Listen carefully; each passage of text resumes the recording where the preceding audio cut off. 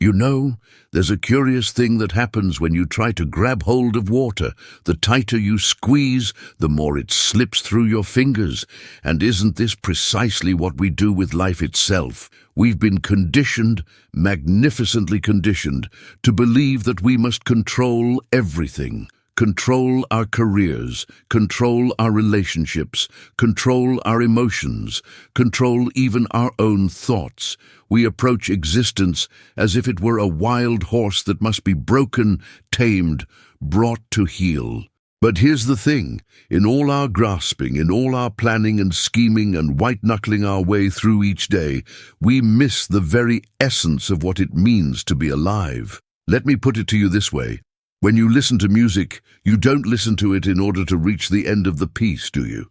That would be absurd. Imagine going to a concert where the musicians played as fast as possible, simply to finish. You'd feel cheated. The whole point of music is the experience of it, the unfolding, the way one note leads to another, the spaces between sounds, the rhythm that carries you along. Life is exactly like this, but we've forgotten how to hear it. We treat our days as if they were a problem to be solved, a mountain to be conquered, a test to be passed. We wake up in the morning with our lists and our schedules, our goals and our targets. We're forever living in the future. When I get that promotion, when I finish this project, when I lose weight, when I find the right person, then I'll be happy. Then life will really begin. But of course that moment never comes. Or rather, it comes and we don't notice it because we're already looking ahead to the next thing. We're like donkeys chasing carrots dangling from sticks attached to our own heads.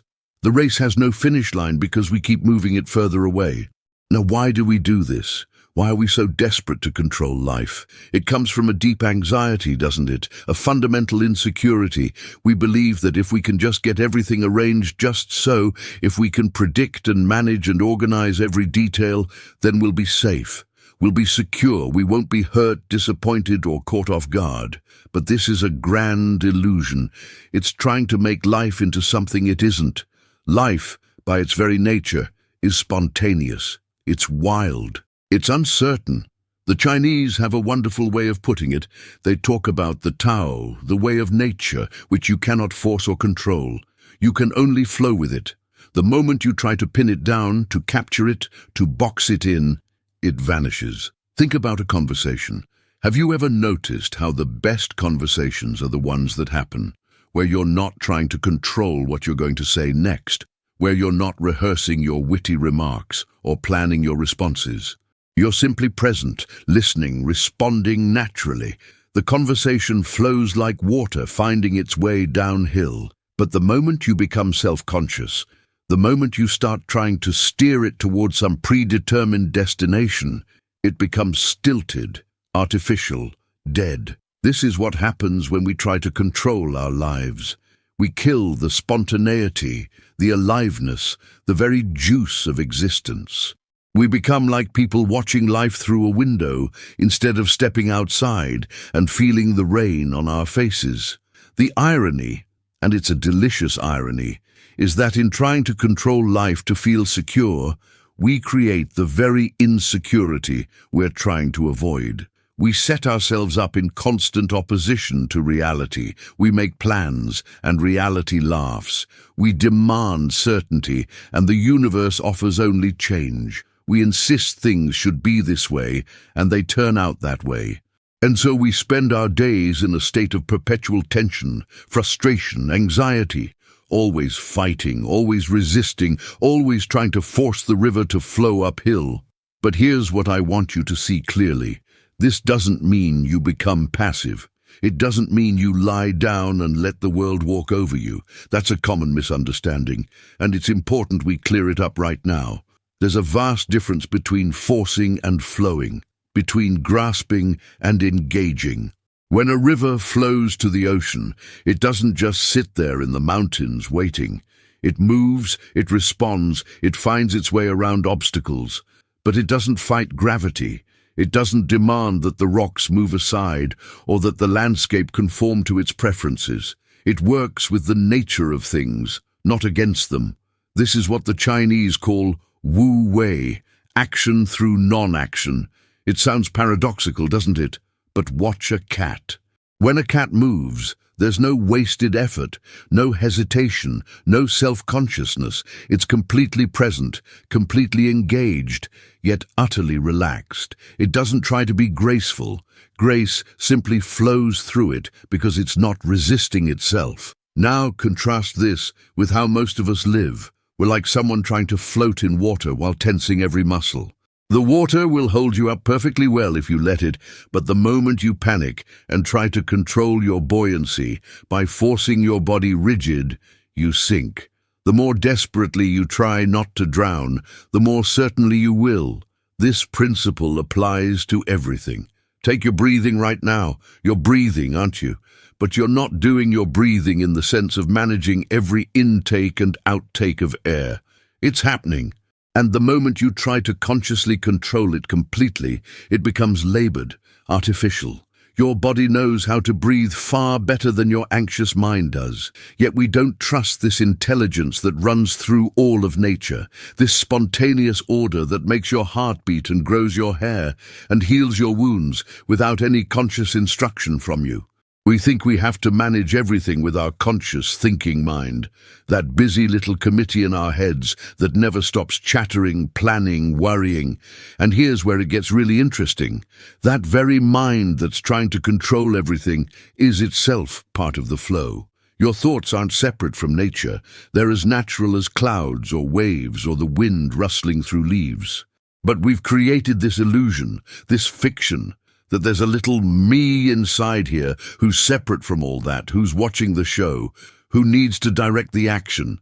This me, this ego, is terrified of uncertainty. It wants guarantees. It wants contracts signed in blood with the universe promising that if you do this, you'll get that. It wants to nail down reality like a butterfly pinned to a board. But life isn't dead and fixed. It's alive and moving. And anything alive cannot be truly possessed or controlled. You see this most clearly in relationships. When you try to possess someone, when you need them to be a certain way to validate you, to complete you, to give you the security you lack, what happens? The relationship becomes a prison for both of you. You're constantly monitoring them, checking whether they still love you enough, whether they might leave, whether they're thinking the right thoughts. And they feel you're clinging like chains. But when you love someone freely without grasping, that's entirely different. You appreciate them as they are, not as you need them to be. You enjoy their presence without demanding their permanence. And paradoxically, here's that word again, paradoxically, this is when real intimacy becomes possible. Because they feel free to be themselves with you, and that freedom is what allows genuine connection. The same is true with your own life. When you stop trying to force yourself into some image of what you think you should be, when you stop treating yourself as a project to be improved, a problem to be fixed, you discover that you were actually fine all along. Not fine in the sense of perfect or complete, but fine in the sense of being a natural, spontaneous expression of the universe itself. You are not a mistake needing correction. You are not a machine requiring optimization. You are a happening, an event, a process, like a wave is a happening of the ocean. The wave rises and falls, and it doesn't agonize over whether it's being the right kind of wave. It simply waves. And in that simple waving, it's perfect. Now I can hear the objection forming in your mind, but surely we need some discipline, some direction. If we just let everything happen spontaneously, won't we become lazy, irresponsible, chaotic? This question reveals the depth of our misunderstanding. You see, we assume that without the whip of control, without forcing ourselves, we would naturally tend toward dissolution and entropy. But look at nature. Is nature lazy? Is the universe irresponsible because it doesn't follow a business plan? Look at a garden. If you try to control every aspect, micromanaging every plant, every blade of grass, sterile and rigid in your design, you create something that requires enormous, exhausting effort to maintain. It's perpetually on the verge of collapse because you're fighting the natural tendencies of living things. But if you work with the nature of the plants, with the soil, with the climate, with the insects and the seasons. If you create conditions that allow things to flourish according to their nature, then the garden practically grows itself. You still tend it, you still participate, but you're not exhausting yourself in opposition to reality. This is what I'm talking about. It's not about abandoning action or responsibility. It's about recognizing where your action is harmonious with the way things actually are, and where you're simply beating your head against the wall because reality refuses to conform to your demands. There's a wonderful Zen saying, "Sitting quietly, doing nothing, spring comes and the grass grows by itself." This doesn't mean literal inaction. It means that there's a deep trust in the unfolding of things. Spring will come, the grass will grow. Not because you made it happen, but because that's the nature of existence. And when you understand this, really understand it, not just intellectually but in your bones, something remarkable happens. You stop feeling like you're struggling upstream against the current of life.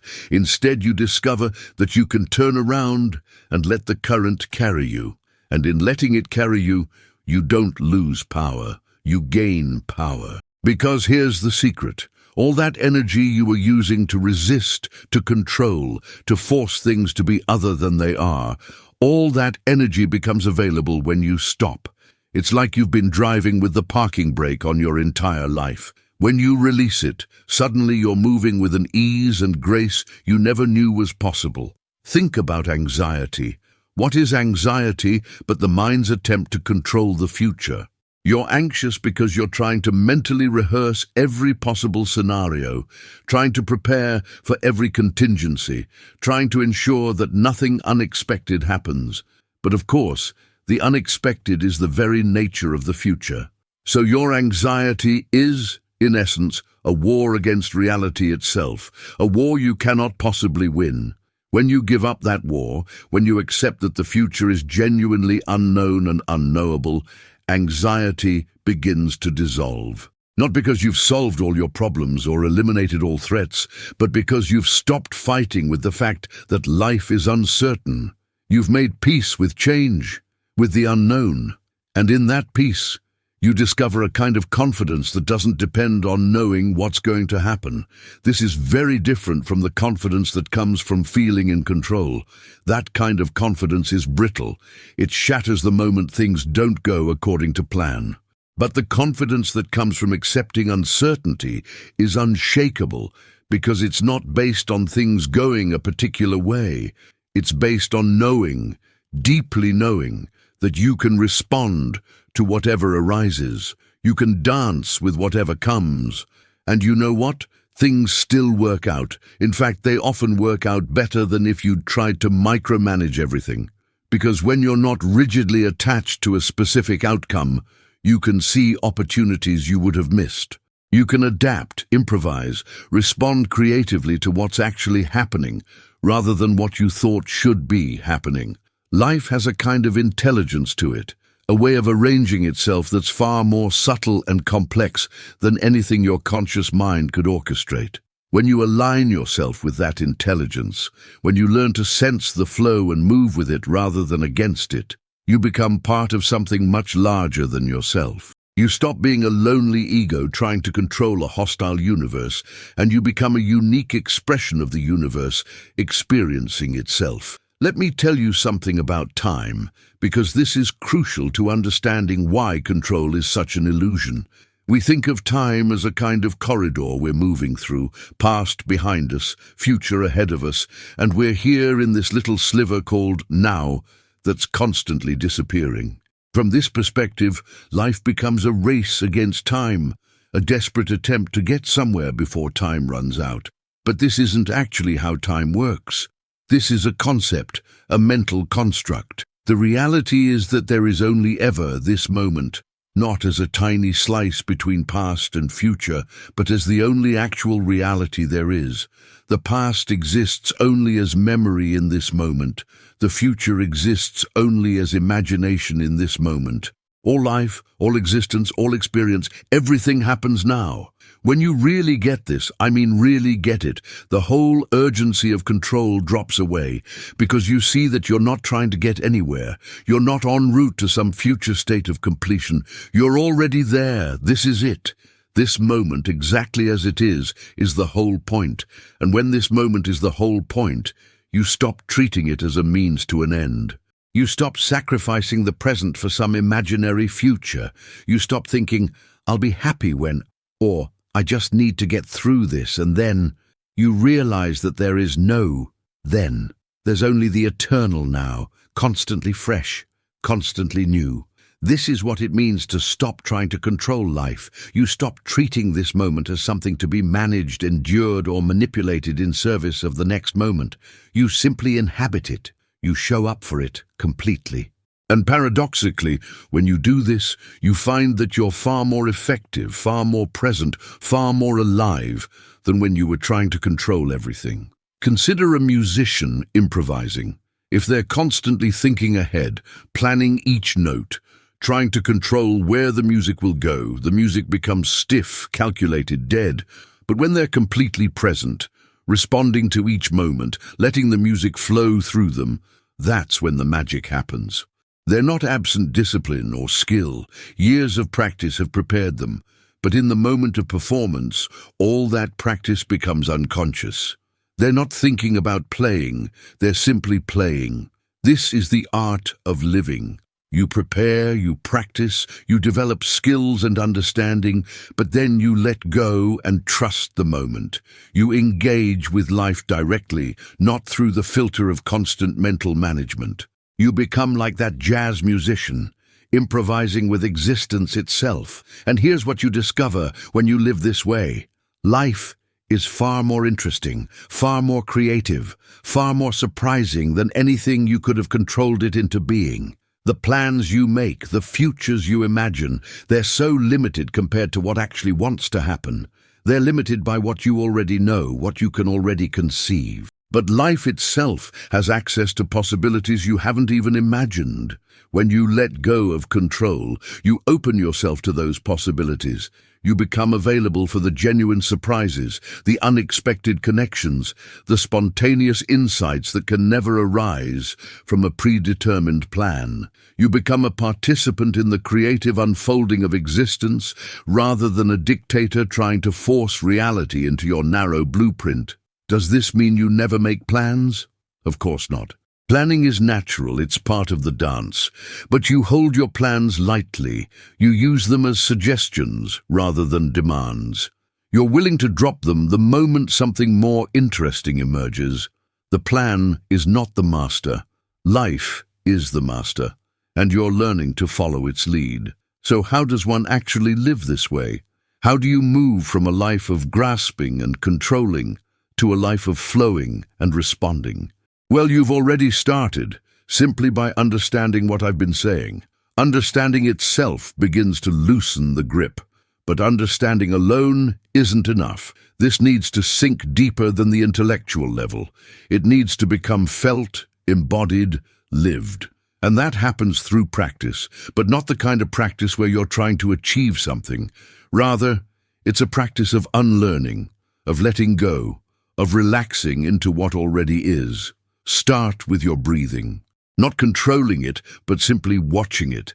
Notice how it happens by itself. Notice the pause between the in-breath and the out-breath, that little moment of silence. In that pause, there's no you trying to do anything. There's just existence happening. That pause is a glimpse of the space beyond control. Extend this awareness to other aspects of your life. Notice when you're gripping, when you're forcing, when you're trying to make things happen through sheer willpower. Not to judge yourself for it, but simply to see it.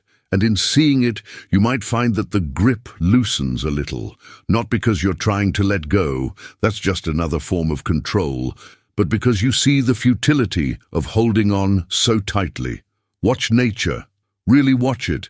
See how everything grows and moves and changes without anyone directing it. See how spring doesn't ask permission to arrive, how the sun doesn't check its schedule before setting. There's an immense intelligence at work in all of this, an intelligence that doesn't require thinking or planning or controlling. You are part of this same intelligence. You are nature-natured into a human form. Trust yourself more. Not the anxious ego self that thinks it has to manage everything, but the deeper self that knows how to beat your heart and digest your food and balance your body when you walk. That self is wiser than you think.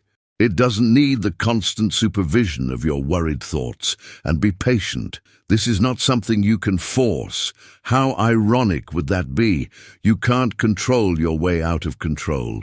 The shift happens gradually, naturally, as you begin to see through the illusion, as you begin to notice that life keeps happening, whether you're gripping it or not. As you begin to experience moments of genuine flow, genuine ease, and realize that these feel more real, more alive than all your carefully managed accomplishments. The goal, if we can even call it that, is not to achieve some perfect state of non-attachment or enlightenment. It's simply to remember moment by moment that you are not separate from life. You are not a tiny self trying to survive in a vast, hostile universe. You are the universe itself, experiencing this particular perspective, playing this particular role. And from that perspective, control becomes unnecessary. You don't need to control yourself because you're not fighting yourself. You are the happening, the dance, the flow itself.